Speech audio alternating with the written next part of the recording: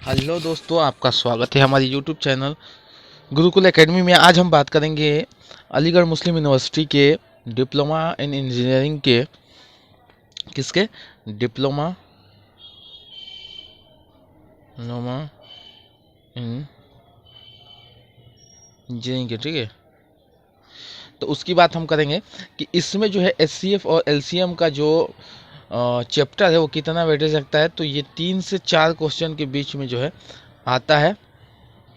ठीक है, तो आपको ये ध्यान रखना होगा, 3 नहीं तो 4 क्वेश्चन कम से कम रहता ही है।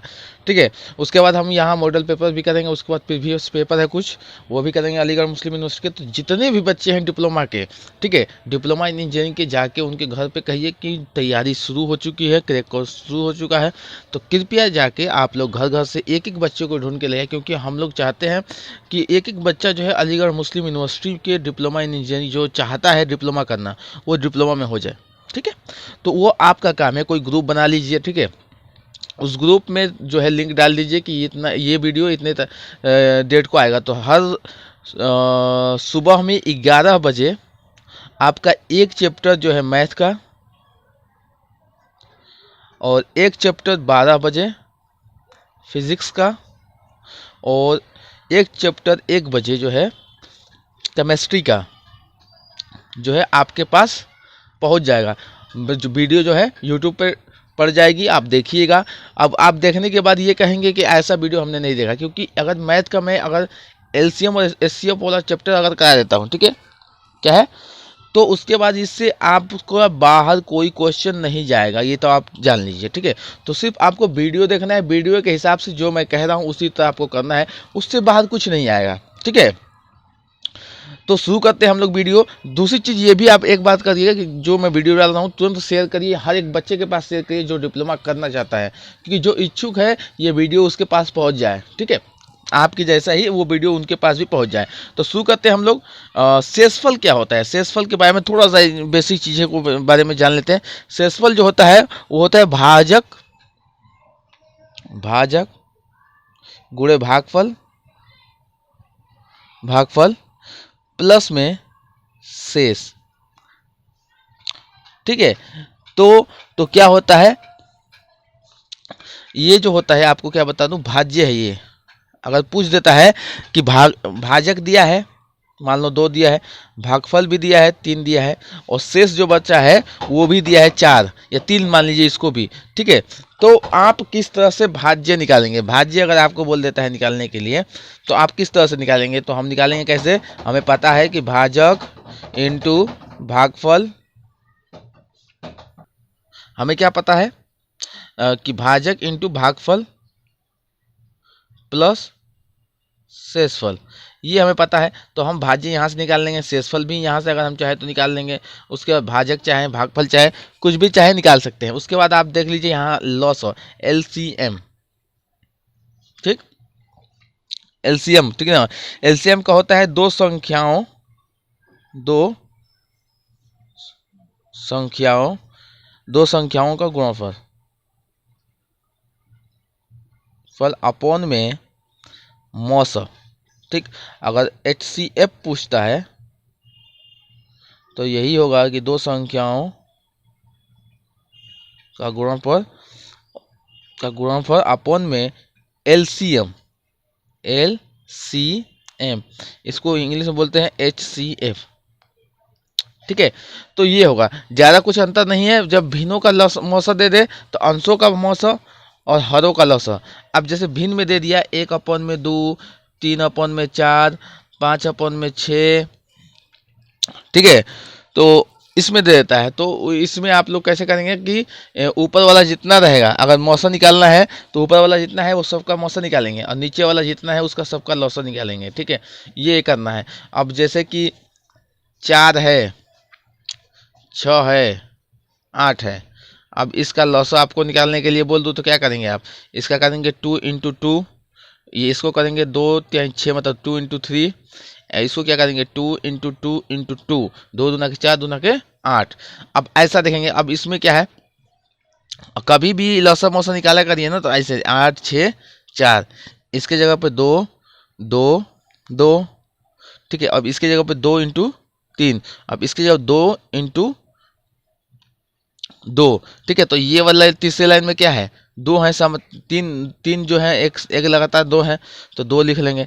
इसमें क्या है, दो दो है तो इसमें दो लिख लेंगे। इसमें तीन है, इसको लिख लेंगे, और इसमें दो है, ये लिख लेंगे। ठीक है, ये क्या मैंने बोला, ये में जो है मैं क्या बोल रहा हूँ, ये है दो तीन छः, दो दूना के चार, और चार तीन 12 दूना के 24।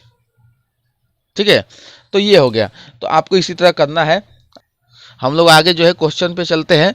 कुछ क्वेश्चन मैं करा देता हूँ जिससे आपकी जो है ये कन्फ्यूजन क्लियर हो सके। तो इसलिए हम लोग सीधा सीधी क्वेश्चन पे चलते हैं। दो तीन क्वेश्चन, चार क्वेश्चन करेंगे, उसके बाद हम सीधा कल जो है पेपर करेंगे। तो ये है कि आपको मैं इसमें क्लियर कर दूंगा। अब दे रखा है इसमें, अब एक क्वेश्चन लिखा है कि दो का क्वेश्चन है ये। ठीक है, एग्जाम्पल लिख लिए, दो का घात लिखिए। ये अगले साल का पेपर का आया हुआ है, लिखिए। ठीक है, तो इसका आंसर क्या होगा, मान लीजिए एक जीरो दिया है पहला में, ए में, बी में दिया है एक, सी में दिया है तीन, और डी में दिया है चार। तो अब इसका घात लिखिए कि कितना घात है। तो सबसे पहले हम लोग थोड़ा सा घात पे भी एक वो कर देते हैं कि देखिए घात में क्या होता है, कि टू हो गया, ये टू पे टू, टू पे थ्री, टू पे फोर, इतना जो है बहुत है, समझ जाएंगे आप। ठीक है, तो आप इसको क्या लिखेंगे, आप इस वाले घात को क्या लिखेंगे। तो इस पे क्या है, देखने में नहीं लग रहा है, लेकिन इस पे वन एक घात है। ठीक है, वन क्या है, घात है। तो वन जब घात है तो हम इसको क्या लिखेंगे कि इस पे एक घात है। ठीक है, एक में अगर हम एक दो में अगर जितना घात है ना उसी से मल्टीप्लाई करते हैं हम लोग। ठीक है ना, तो मल्टीप्लाई करेंगे तो दो इंटू टू। अब इस पे कितना घात है, दो घात है, तो दो करेंगे तो दो इंटू दो, तो मतलब चार हो गया। ये सही आंसर है। दो पे दो घात है तो कितना होगा, चार ही ना होगा। तो ये हो गया। फिर दो पे थ्री घात है तो इसका मतलब क्या होता है, दो इंटू दो, मतलब जितना घात है ना उसको उतनी ही बार लिखेंगे, उतनी ही बार। ठीक है, अगर आपके ऊपर हम लोग जो है कोई भी मान लीजिए कि x के ऊपर जो है तीन घात कर देते हैं। तीन घात का मतलब ये होता है कि x जो है वो तीन बार ऐसे लिखा जाएगा। ठीक है, इन मल्टीप्लाई में। तो आप समझ गए होंगे। तो इसका आंसर आपको क्या लग रहा है, तो इसका आंसर जो होगा क्या होगा, वन होगा। ठीक है, इसका आंसर क्या होगा, वन।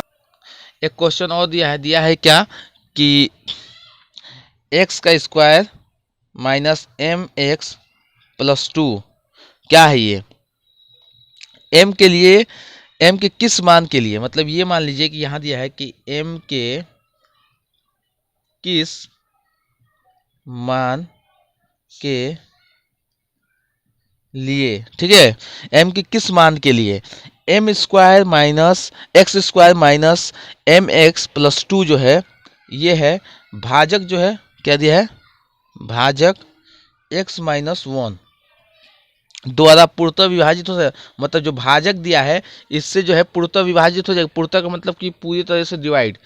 तो अब ऐसा क्वेश्चन आपको, तो मैं बोल रहा हूँ कि एक क्वेश्चन आपको मिलेगा ही। मैं इतना ही क्वेश्चन कराऊंगा जो आपके लिए मतलब कि सही सुफिशियंट हो, और जैसे लगता हो कि हाँ ये क्वेश्चन जो है आने वाला है, या 3 बार आ चुका है, तीसरे साल भी आया है ये क्वेश्चन, वैसा ही क्वेश्चन कराना है। क्योंकि अभी टाइम कम है तो हमें वही क्वेश्चन को लेके चलना है जो 3 साल से पूछ रहा है क्वेश्चन। ठीक है, बाकी सारे क्वेश्चन होते हैं, देखिए मैं क्या होता है, सिलेबस होता है 100%। ठीक है, सिलेबस में ऐसे 100% सिलेबस दे दिया। अब सिलेबस में मान लीजिए कि 12 चैप्टर है, ये आप समझ लीजिए पहले माहौल इसको। 12 चैप्टर में से ऐसे 5 ही चैप्टर होंगे जिससे जो है 70% क्वेश्चन आते हैं। 5 ही चैप्टर से, बस सिर्फ 5 चैप्टर से, वो आपको पकड़ना है। ये आप कोई भी एग्जाम ले लीजिए, कोई भी इंट्रेंस एग्जाम ले लीजिए, उसमें से अगर 20 चैप्टर है, चैप्टर कितना है, बेस है, 20 चैप्टर है, तो उसमें से मान लो तो मुश्किल से जो है 9 चैप्टर हो गया या 8 चैप्टर, ज़्यादा से ज़्यादा 8 चैप्टर से ही जो है 70% क्वेश्चन आते हैं, किसी का भी हो। और वही 70% क्वेश्चन मैं आपको कराने वाला हूँ। तो आप सिर्फ वीडियो में बने रहिए और घर घर जाके इस वीडियो को बोलिए कि लो देखो, क्योंकि ये डिप्लोमा जो है तुम्हारा डिप्लोमा इंजीनियरिंग चाहते हो निकालना तो ये वीडियो तुम्हें देखना पड़ेगा, ठीक है, तभी तुम्हारा हो पाएगा। तो घर घर जाइए और हर एक बच्चे को खींच के लाइए जो डिप्लोमा करने वाला है, जो चाहता है कि डिप्लोमा में करूँ, ठीक है। तो आपका काम है वो, अब वीडियो बनाना मेरा काम है, तो आपका काम है फैलाना और दूसरा मेरा काम है आपको वीडियो सही तरीके से बना के देना हर टाइमिंग, ठीक है।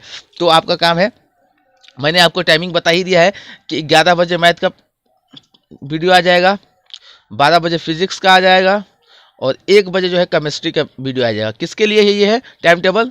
डिप्लोमा इन इंजीनियरिंग के लिए। किसके लिए? अलीगढ़ और जामिया दोनों के लिए। मैं बीच बीच में इंग्लिश का भी तो विचारित करता रहूँगा, ठीक है। तो या आप अगर जामिया वाले चाहते हैं कि हम लोग सिर्फ इंग्लिश ही पढ़ें तो मुझे कमेंट्स कर सकते हैं।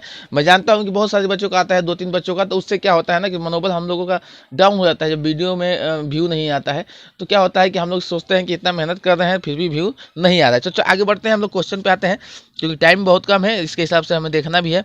तो x-1 क्या है? हमारा भाजक दिया है, तो हम लोग ऐसा कर देंगे कि कभी भी ऐसा क्वेश्चन आपको दिखे कि मतलब कि डिवाइड के इतने संख्या से, अगर हम जैसे मान लीजिए आपको यहाँ समझाऊँ, थोड़ा सा एग्जाम्पल दे दूँ, एग्जाम्पल दे रहा हूँ कि दिया है कि 50 कोई संख्या है, ठीक है, उससे कितने से विभाजित करें, मतलब कि कौन संख्या से विभाजित करें कि वो पूर्णतः विभाजित है। मतलब कि मान लीजिए कि एक संख्या से विभाजित करें, मतलब कि x-5 से क्या ये पूर्णतः विभाजित हो जाएगी? 50 को बोल रहा है कि x-5 से, x-5 से ये पूर्णतः विभाजित हो जाएगी। तो ऐसे क्वेश्चन में हम क्या करेंगे, और ये क्या दिया है? 50x दिया है, तो ऐसे क्वेश्चन में क्या करेंगे कि x बराबर जो है 5, ये कर सकते हैं कि नहीं कर सकते हैं? ये वाला जो है माइनस जो है इधर चला जाएगा, जीरो है इधर। कभी भी कोई भी संख्या ऐसे x-5 से लिखी जाती है ना तो इसका इक्वल टू बाई 0 होता है, ठीक है, ये आप याद रखिएगा, ठीक है। तो x माइनस इक्वल टू इधर कर देंगे, जीरो इधर जाएगा तो क्या हो जाएगा? पॉजिटिव हो जाता है। जीरो जब यहाँ जाता है तो पॉजिटिव हो जाता है। इस बार नदी के पार हम लोग जाते हैं गांव छोड़ के तो नदमियत आ जाता है कि नहीं आ जाता है? तो वही है, अगर यहाँ पॉजिटिव है तो यहाँ नेगेटिव आ जाएगा, अगर नेगेटिव है यहाँ तो यहाँ पॉजिटिव आ जाएगा। तो क्या होगा? x इक्वल टू 5, मतलब कि x बराबर 5, ठीक है, x बराबर 5। तो हमारा क्वेश्चन क्या था कि x² माइनस 5x प्लस 2 क्या ये पूर्णतः विभाजित है? तो x बराबर हम क्या रख देंगे? रख क्या दिया है? x बराबर 5, माना कि x बराबर 5, ठीक है, माना नहीं है, ये तो है ही है। तो हम रखेंगे 5 का square minus m into 5 plus 2, ये कितना हो जाएगा? 50-25। हमने क्या समझाया था? स्क्वायर वाला नीति। 5 का स्क्वायर है तो कितना होगा? 5 2 बार लिखा जाएगा, तो क्या होगा? 50-25 होता है, ठीक है, समझ में आ रहा है ना? यही है। और कल मैं आपको स्क्वायर वाला भी बता दूंगा कि कैसे स्क्वायर निकालते हैं, ठीक है, वो आप ही ध्यान में रखिएगा। तो ये हो जाएगा 5m प्लस 2। अब यहाँ पॉजिटिव है और इसके आगे अगर कुछ नहीं दिया है तो यहाँ पॉजिटिव ही होता है, ठीक है। अगर कुछ नहीं दिया है, नेगेटिव नहीं दिया है तो यहाँ पॉजिटिव होता है, अगर कुछ नहीं लिखा है तभी भी पॉजिटिव होता है। तो 25 2 27 माइनस 5m, तो माइनस है, अब इक्वल टू यहाँ क्या हो जाएगा? 0 हो जाएगा। तो 5m इक्वल टू 27, ठीक है, ये आप याद रख रहे हैं ना? या तो आप ये याद रखिएगा, ठीक है। और तो m बराबर क्या है? 27/5। तो ये क्या है? पूर्णतः विभाजित नहीं होगी, ये पूर्णतः विभाजित नहीं होगी। लिख देंगे हम लोग कि पूर्णतः विभाजित नहीं होगा, ये क्वेश्चन में होगा, ठीक है, ऐसे। अब इसी को क्या करेंगे हम लोग? टिक लगा देंगे। 1 नंबर सही हो गया, 1 नंबर सही, मतलब कि डिप्लोमा में होने का चांस ज़्यादा। अब दूसरा क्वेश्चन देखिए क्या है। दूसरा क्वेश्चन इसी में कर लेते हैं क्योंकि ये बहुत ज़्यादा आता है क्वेश्चन, ठीक है, इसमें बहुत ज़्यादा क्वेश्चन आता है। दिया हुआ है कि x का स्क्वायर माइनस mx प्लस 2, ठीक है, क्या यह x-1 से, ये इससे x-1 से पूर्णतः विभाजित हो जाएगी? पूर्णतः विभाजित हो जाएगी। तो हमने क्या बोला था कि x माइनस जिससे कह रहा है उससे करेंगे x माइनस 1 इक्वल टू 0 होता है। तो x minus x equal to बराबर 1 होता है। तो हम लोग इसका मतलब क्या हुआ कि x बराबर 1 रख सकते हैं। क्वेश्चन क्या था, X square minus M X plus 2 equal to 0। तो x बराबर हमने क्या माना है 1, तो ये 1 यहाँ रख देंगे माइनस m इंटू 1 प्लस 2। तो हमने क्या माना था कि m बराबर क्या था, m का मान निकालना है हमें, सीधा सीधी आप समझ लीजिए ऐसे। अगर आपको दिया है कि पूर्णतः विभाजित इससे हो जाएगी, अब बीच में दूसरा भी कोई चर संख्या है, चर संख्या मतलब बोलते हैं इसको एम हो गया, एक्स हो गया, ए हो गया, बी हो गया। तो अगर दो दिया है चर संख्या तो उसमें से उसका वैल्यू निकालना है, ठीक है। तो हमने ये अगर दो, एक पे 2 का स्क्वायर है तो 1 इंटू 1 अब लिखेंगे तो क्या होगा 1 ही होगा ना। तो 1 हो गया ये, माइनस एम प्लस 2।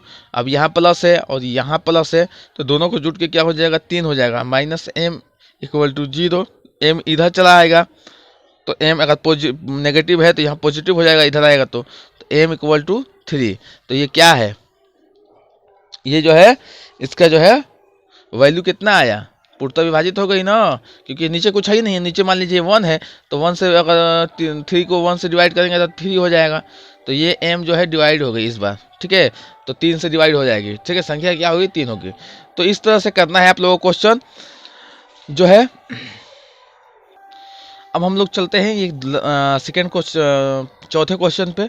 चौथा क्वेश्चन आप याद रखिएगा कि x square plus x upon 2 plus 1 upon 16, ठीक है, का गुणनखंड ज्ञात कीजिए, का गुणनखंड ज्ञात करें, ठीक है, ज्ञात करें, ठीक है। क्वाड्रेटिक इक्वेशन जो है ज्ञात करना है हमें। तो हमें क्या याद रखना है कि कभी कभी क्या होता है ना कि हमें ऑप्शन पे भी ध्यान देना चाहिए, क्योंकि लगाने से कोई फायदा नहीं होता है, क्योंकि ऑप्शन में ही उसका आंसर होता है। तो आपको मैं आज वो बताऊंगा कि जैसे कि ऑप्शन में कैसे आंसर खोजते हैं।